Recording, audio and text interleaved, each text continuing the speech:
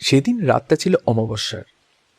আকাশে কোথাও একটা তারার কোনো আনাগোনা ছিল না। আমি আর তারানাথ নদীর ধার ধরে চলেছি এক পুরনো শ্মশানের দিকে। গ্রামের লোকেরা বলেছিল প্রতি অমাবস্যায় সেখানে নাকি একটা প্রদীপ নিজে থেকেই জ্বলে ওঠে, আর যে সেই আলোকে অনুসরণ করে ফিরে আসা তাদের আর হয় না। আমাদের অনুসন্ধিৎসু মন এটাই জানতে চেয়েছিল, তা কি কোনো দৈব আদেশ, নাকি কোনো অপার্থিব বস্তুর আনাগোনা চলে সেখানে।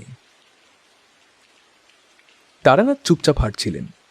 হঠাৎ থেমে তিনি বললেন, শুনতে পাচ্ছিস?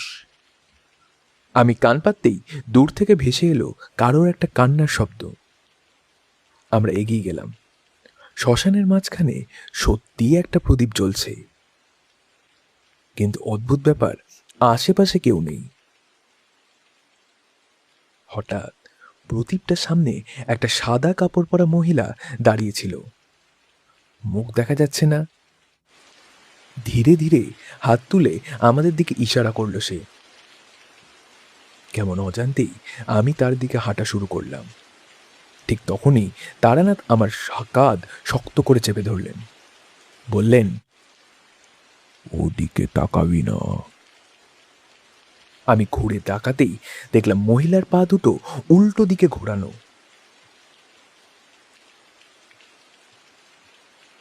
তারানাথ মন্ত্র পড়তে শুরু করলেন। সঙ্গে সঙ্গে চারদিকের বাতাস কেমন যেন গর্জে উঠল। মহিলাটা এবার মুখ তুলে তাকালো, কিন্তু সেখানে কোনো মুখই নেই, শুধু দুটো জ্বলন্ত চোখ। হঠাৎ প্রদীপটা নিভে গেল।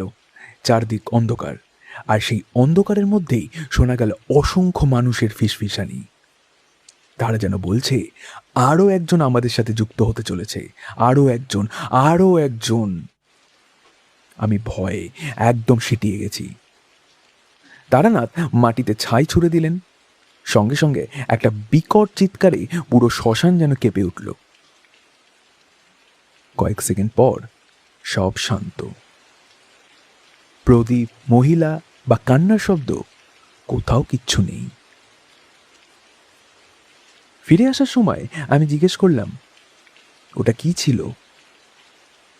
তারানাথ অনেকক্ষণ চুপ থেকে বললেন, 10 বছর আগে এই শ্মশানে এক মহিলাকে জীবন্ত পোড়ানো হয়েছিল।